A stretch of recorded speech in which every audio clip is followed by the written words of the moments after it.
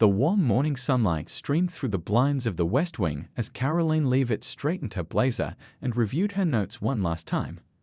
At just 25 years old, she stood out in the hallways of power where most careers took decades to build. But there was nothing accidental about her rise.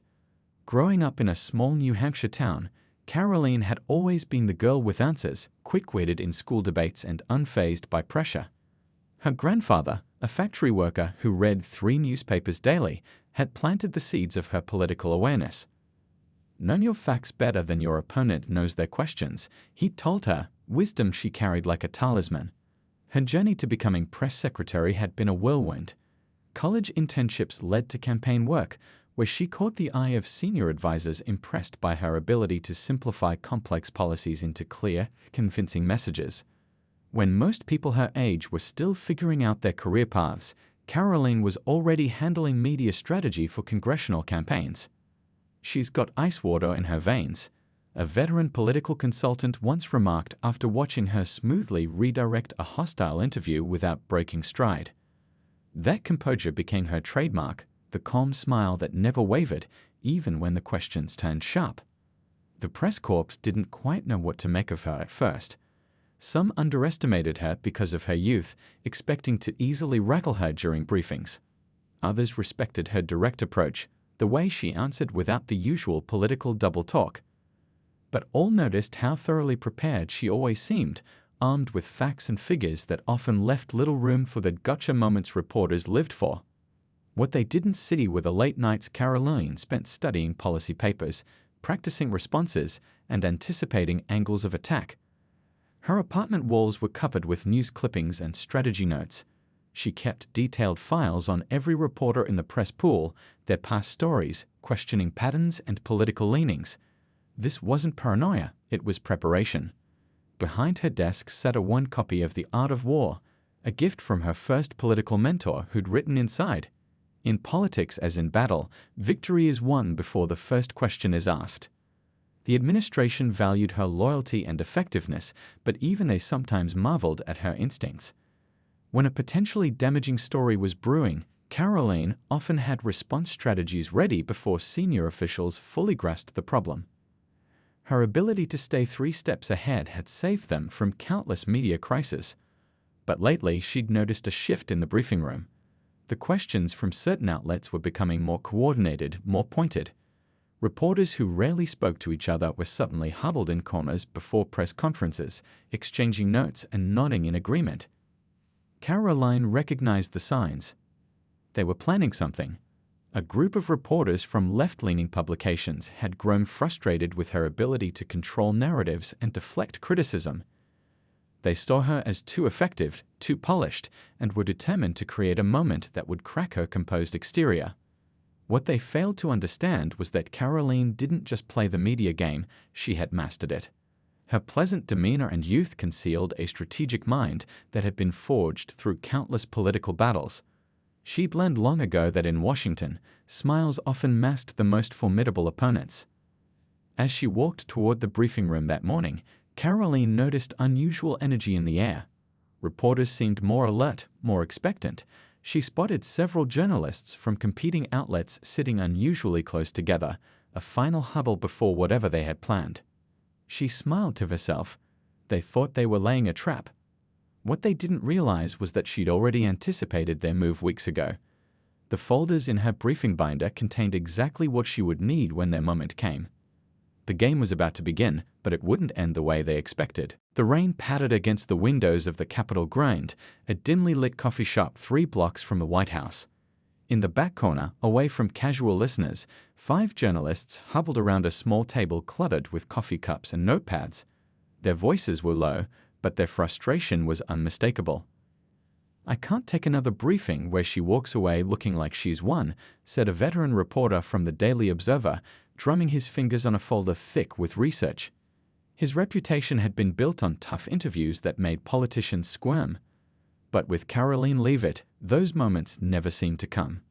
A political correspondent from the Progressive Voice nodded in agreement. "The problem isn't just that she dodges questions. Plenty of press secretaries do that. It's that she makes us look unprepared when we press her." She pushed her glasses up and leaned forward. Last week, I asked about the budget contradictions, and somehow I walked away looking like I hadn't done my homework. The youngest of the group, a rising star from the National Pulse, had been tracking Leavitt's responses for months. She's developed a pattern, he explained, spreading several pages of transcripts on the table. She redirects difficult questions about the Henderson Initiative by pointing to job numbers. When pushed on the environmental concerns, she pivots to national security. It's like fighting a ghost. You swing, and suddenly she's somewhere else entirely. The rain grew heavier outside as they ordered another round of coffees. What had started as casual venting over drinks 2 weeks ago had evolved into something more organized. Frustration had become determination. The public deserves real answers on this policy shift, said the reporter from Capitol Chronicle, who had spent 15 years covering Washington politics. Not just well-crafted talking points. People's livelihoods are at stake with these changes. They weren't just protecting their professional pride. Each believed deeply in the watchdog role of journalism in asking the hard questions that kept government accountable. And each felt that Leavitt's skilled deflections were preventing the public from getting the full story on several controversial administration decisions. Their plan took shape over the next hour. It wasn't about gotcha journalism or creating embarrassing viral moments. It was about coordination, asking questions that built upon each other in a way that would be difficult to redirect. If one avenue was blocked, another would open immediately. The key is the timing discrepancy, the National Pulse reporter pointed out, circling dates on a timeline. The administration claimed the policy was developed after the February report, but we have sources saying meetings about it started last December. The Progressive Voice correspondent added, and internal memos contradict what they've been saying about consultation with affected communities. They mapped out a sequence of questions, each designed to build upon the previous one, creating a comprehensive picture that would be difficult to dismiss. The strategy wasn't revolutionary, but against someone as prepared as Leavitt, they needed to be equally methodical. What none of them noticed was the barista who had been working the counter all morning. A college student who supplemented her political science studies with the coffee shop job, she had recognized the reporters immediately. And she had a cousin who worked as an aide in the press office. By that evening, a vague outline of their strategy had made its way back to the White House. Nothing specific, just a heads up that something coordinated was coming, focused on the Henderson policy timeline. It was all Karoline Leavitt needed. While the reporters left the coffee shop feeling confident in their foolproof plan, Leavitt was already directing her team to pull every document, meeting note, and communication related to the policy's development. They're coming after the timeline discrepancies, she told her deputy as they worked late into the night. So we need absolute clarity on every step of the process. By morning, 3 staffers were assigned to compile a comprehensive timeline. Another was tasked with preparing visual aids that would clearly demonstrate the policy's evolution. The trap was being set, but who was trapping whom remained to be seen. The James S. Brady press briefing room hummed with unusual energy that Wednesday morning. Reporters who normally lounged in their seats, scrolling through phones while waiting, now sat upright, exchanging glances and subtle nods. The room felt different, tense, expectant, like the air before a storm. Karoline Leavitt felt it the moment she walked in. After hundreds of briefings, she'd developed an instinct for the room's mood. Today, something was brewing. She arranged her notes on the podium, taking an extra moment to scan the faces before her. The usual chatter quieted faster than normal as she tapped the microphone. "Good morning, everyone," she began with her trademark smile. "Before taking questions, I have a few updates on the president's schedule and the upcoming infrastructure initiative." As she delivered the routine announcements, her eyes caught the subtle movements, a reporter from the Capitol Chronicle adjusting his tie, a signal to his colleague from the Progressive Voice. The correspondent from the National Pulse positioned her recorder prominently, ready to capture whatever was coming. These weren't random gestures. They were the choreography of a coordinated effort. Karoline wrapped up her announcements, her voice steady. "With that, I'm happy to take your questions." Hands shot up across the room. Karoline pointed to the reporter from the Capitol Chronicle, better to face whatever they had planned head-on. "Thank you, Karoline," he began casually. "I'd like to discuss the infrastructure bill." The president stated last week that this initiative began after the February economic report showed concerning trends in rural development. It seemed innocent enough, a softball question about timing. Karoline started to respond with the usual talking points about the administration's commitment to rebuilding America's infrastructure. But then came the pivot. And yet, the reporter continued, his tone sharpening, internal documents from the Transportation Department show planning meetings for this exact initiative dating back to last December, 2 months before the report you're citing as the catalyst. Can you explain this discrepancy? Before Karoline could fully address the question, the reporter from the Progressive Voice was already speaking. And to follow up on that, those December meetings specifically excluded representatives from the environmental groups that the administration claimed were central to the planning process. Why were they left out if consultation was, as you stated, comprehensive and inclusive from day one? The room's energy shifted. Other reporters leaned forward, sensing blood in the water. The National Pulse correspondent jumped in immediately. The funding model presented to Congress also contradicts what was discussed in those early meetings, she added, holding up a document. The original plan allocated nearly 40% less for rural communities than what's being publicly claimed now. These numbers don't add up. The questions weren't random attacks. They'd formed a carefully constructed sequence, each building upon the last, closing off potential escape routes. 3 more reporters from different outlets chimed in with additional points, all focused on the same policy, all highlighting different inconsistencies. Karoline stood perfectly still behind the podium, her expression unchanged despite the barrage. Years of experience had taught her that reactions, even small ones, could be weaponized.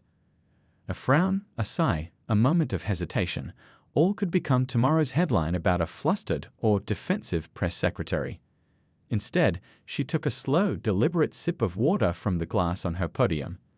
The small action created a moment of silence, a brief reset in the room's momentum. Some mistook her pause for confusion or an attempt to buy time. Several reporters exchanged satisfied glances, believing they had finally managed to corner the unflappable Karoline Leavitt. What they didn't realize was that Karoline wasn't searching for an escape route. She was simply deciding which of her prepared counterattacks would be most effective. The moment of silence wasn't hesitation, it was calculation. As she set down her water glass and looked up with a calm smile, the reporters who knew her best felt a flicker of unease. That smile didn't belong to someone who had been caught off guard. It was the smile of someone who had been waiting for this moment. "I'm glad you've all decided to focus on this issue today," Karoline said, her voice carrying clearly through the now silent briefing room. The reporters who had launched the coordinated questioning looked at each other, momentarily thrown off by her calm demeanor. They had expected defensiveness, perhaps even anger. Instead, they got something that worried them far more: confidence. The timeline of the infrastructure initiative has clearly sparked interest, so let me address all of these questions comprehensively, she continued. Her hands remained steady as she opened a blue folder that had been sitting on her podium all along. First, regarding the December meetings mentioned by the Capitol Chronicle, she began, glancing at the reporter who had fired the opening salvo. Those meetings were indeed preliminary discussions of various potential initiatives, not just infrastructure, but 6 different policy areas the administration was considering for the upcoming year. She pulled out a document and held it up.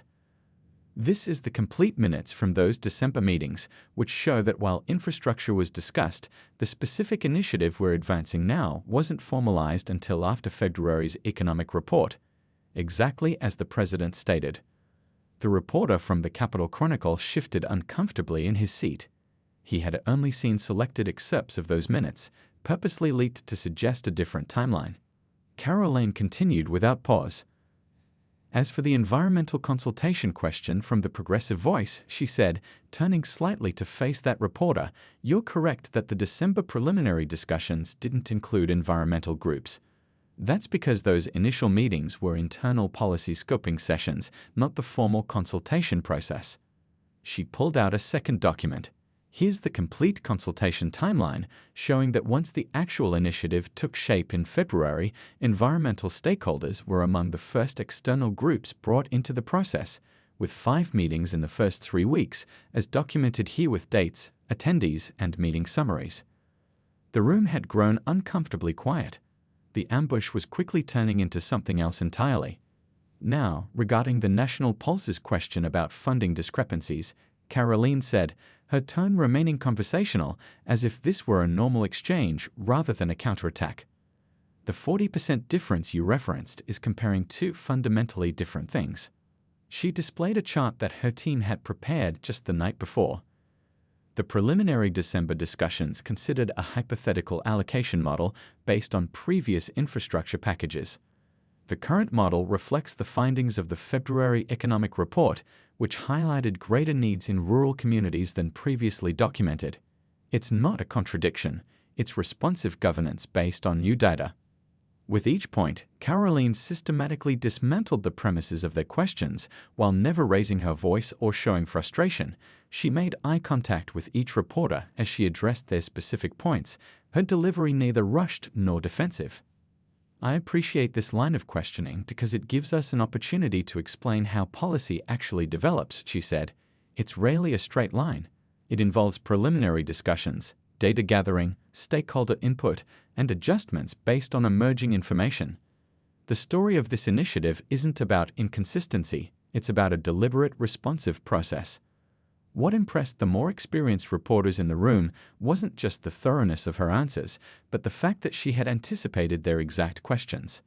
The blue folder wasn't hastily assembled talking points, it contained specific, targeted responses to each element of their coordinated attack. Several reporters who weren't part of the ambush plan began exchanging glances. One whispered to his neighbor, she knew this was coming. As Karoline smoothly transitioned to other topics, asking, are there questions on other matters?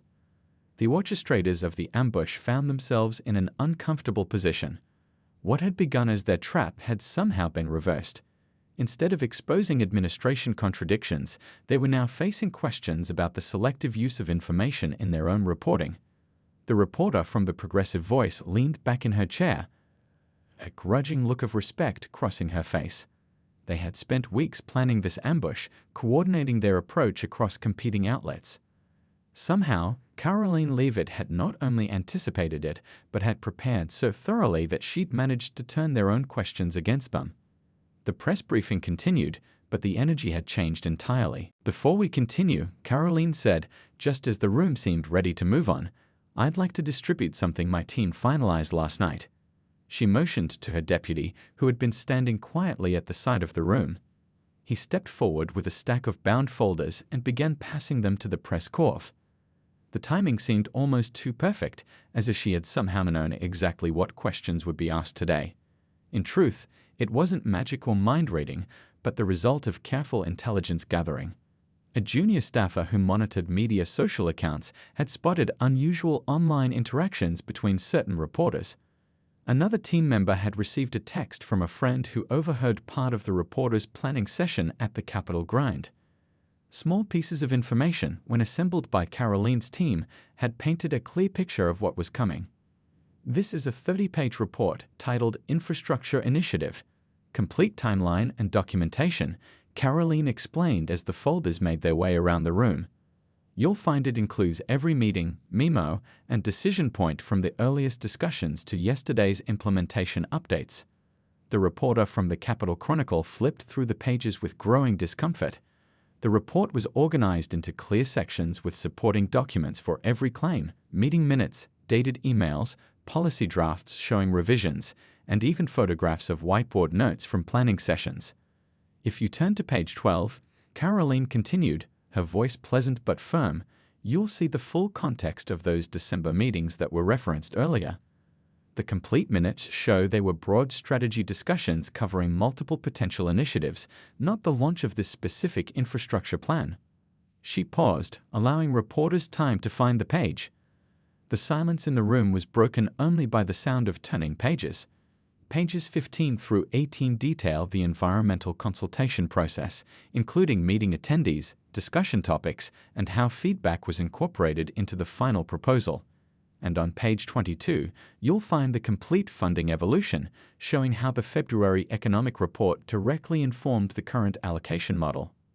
What made the document so devastating wasn't just its thoroughness, It was the additional section labeled Media Coverage Analysis. This section juxtaposed quotes from the very outlets represented by the ambush planners, showing how their own previous reporting contradicted the premises of today's questions. On page 26, Karoline noted, "Watching as reporters rush to flip to that section, you'll see that the National Pulse reported in March that the administration's unprecedented level of rural community consultation sets a new standard for infrastructure planning. This seems at odds with today's suggestion that rural communities were overlooked in the process." The reporter from the National Pulse stared at the page, recognizing her own byline above the quoted article.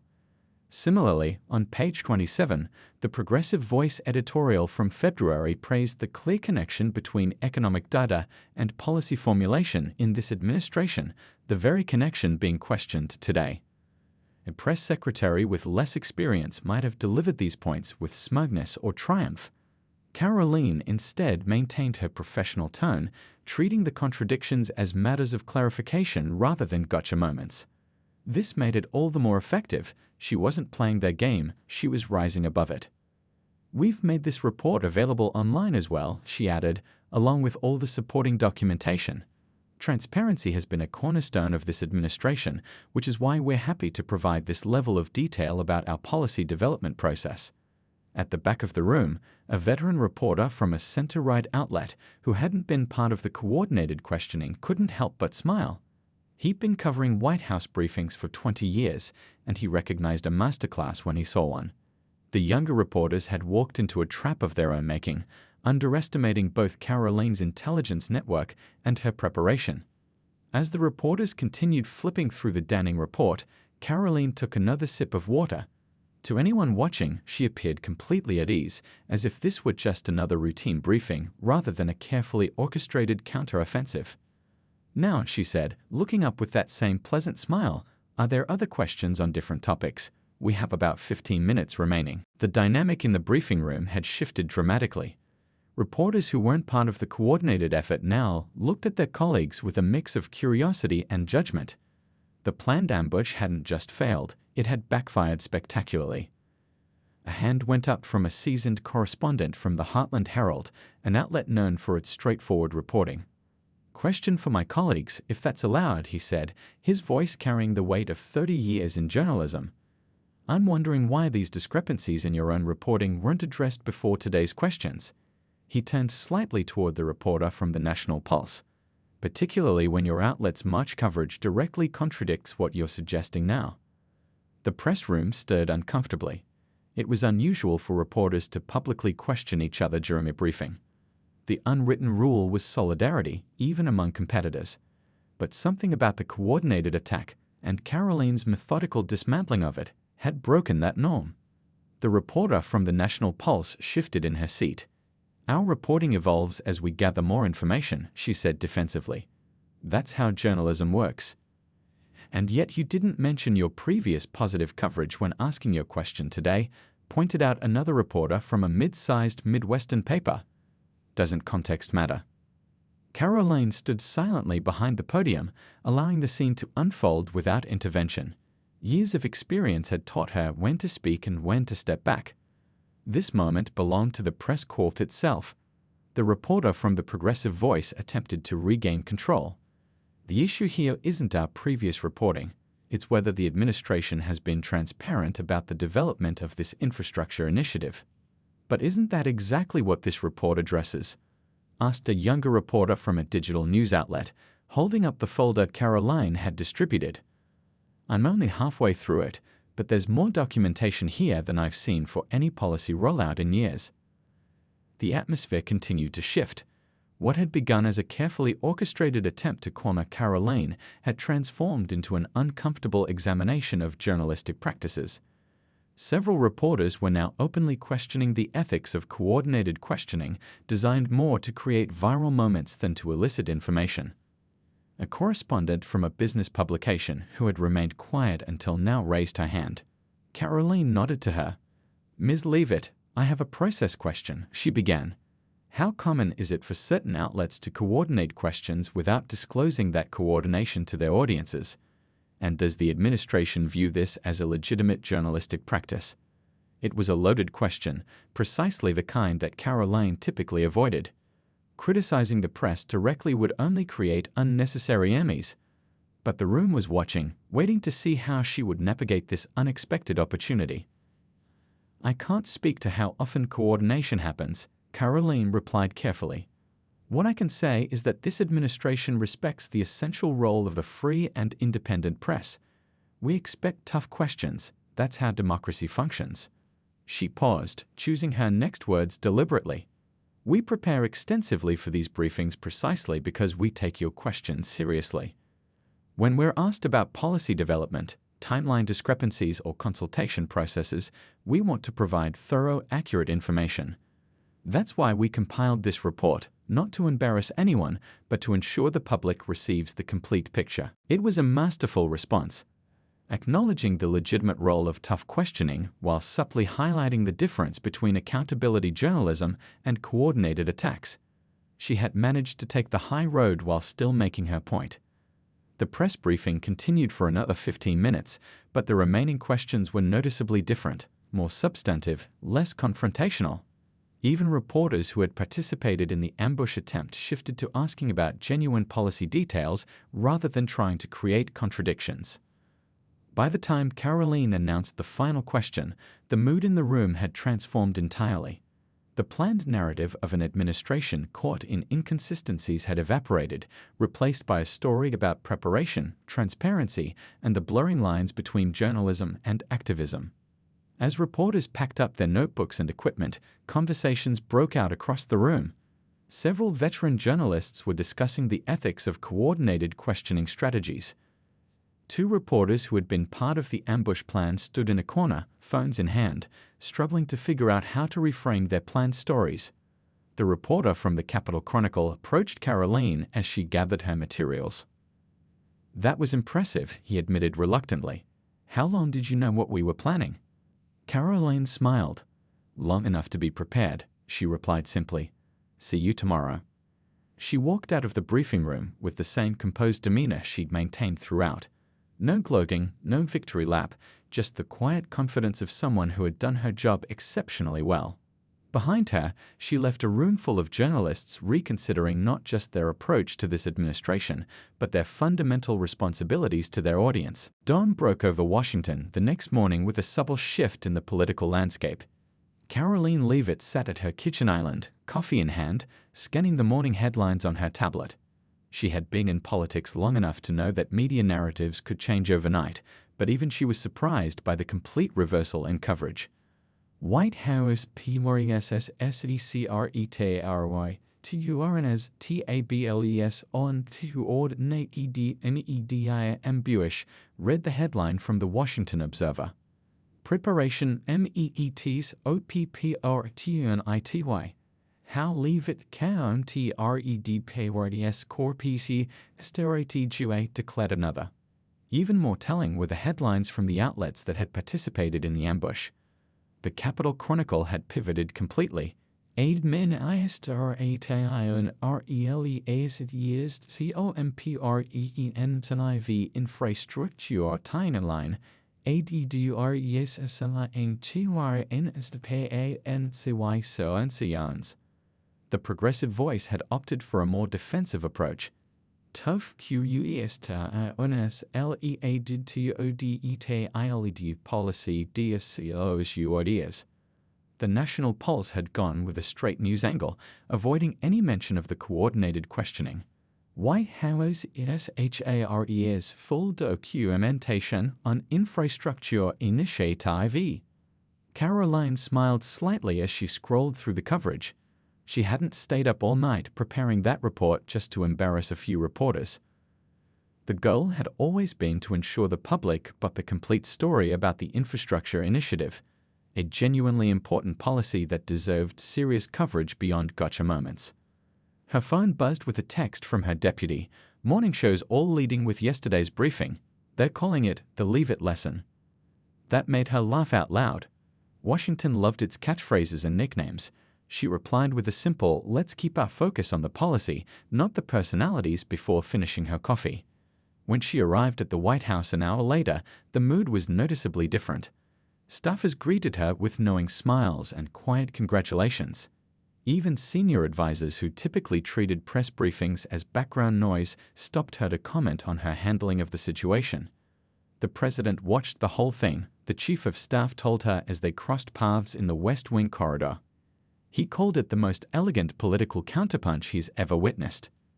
Karoline thanked him but quickly redirected the conversation to the day's priorities. She had never been comfortable with personal praise, preferring to keep the focus on the work itself. In the press office, her team had already compiled all the morning's coverage into a briefing document. They'd also prepared a detailed analysis of social media reaction, which showed overwhelming support for the administration's transparency in releasing the comprehensive timeline report. The report's website has over 200,000 downloads already, her digital director reported. People are actually reading the policy details. That was the real victory, Karoline thought. Beyond winning a news cycle or outmaneuvering hostile reporters, the public was engaging with substantive policy information. In a media landscape often dominated by sound bites and manufactured conflicts, this represented a small but significant win for meaningful civic engagement. Her deputy poked his head in the door. "You should see what's happening in the press corps today," he said with a barely suppressed grin. "The fallout is something else." Across town, in newsrooms and media offices, uncomfortable conversations were taking place. Editors were questioning reporters about the coordination that had led to yesterday's failed strategy. News directors were examining whether crossing the line from accountability journalism into what appeared to be orchestrated attacks served their audience or undermined their credibility. At the Capitol Chronicle, the veteran reporter who had launched the first question sat in his editor's office, defending his approach. "We were asking legitimate questions about discrepancies," he insisted. "Without mentioning that your own previous reporting contradicted those very questions," his editor replied, tossing a printout of Karoline's report on the desk. "That's not just incomplete, it's misleading." Similar conversations played out across Washington media. At the Progressive Voice, two senior reporters were heatedly debating journalistic ethics in the break room. "Coordination itself isn't the problem," one argued. "The problem was trying to create a narrative instead of following where the facts led us." By that afternoon, 3 major journalism schools had already contacted Karoline requesting permission to use the briefing video in their ethics classes. The moment was rapidly becoming a case study in media strategy, political communication, and the sometimes blurry line between accountability journalism and partisan activism. For Karoline, however, it was simply Tuesday. As she prepared for the afternoon briefing, she reviewed the familiar routine: policy updates, schedule announcements, prepared responses on likely topics. She didn't expect another ambush attempt anytime soon, but that didn't mean she would prepare any less thoroughly. Her grandfather's advice echoed in her mind: "Know your facts better than your opponent knows their questions." Yesterday, that preparation had turned what could have been a career-damaging moment into a defining one. Today, it would simply be how she approached her job: one briefing, one fact, one question at a time. When she stepped to the podium that afternoon, the press room was noticeably different. More reporters, more cameras, and a palpable sense of respect that hadn't been there 24 hours earlier. The dynamics had shifted, at least temporarily. But that was Washington, always changing, always the same. She tapped the microphone and began with her customary greeting: "Good afternoon, everyone. Let's get started."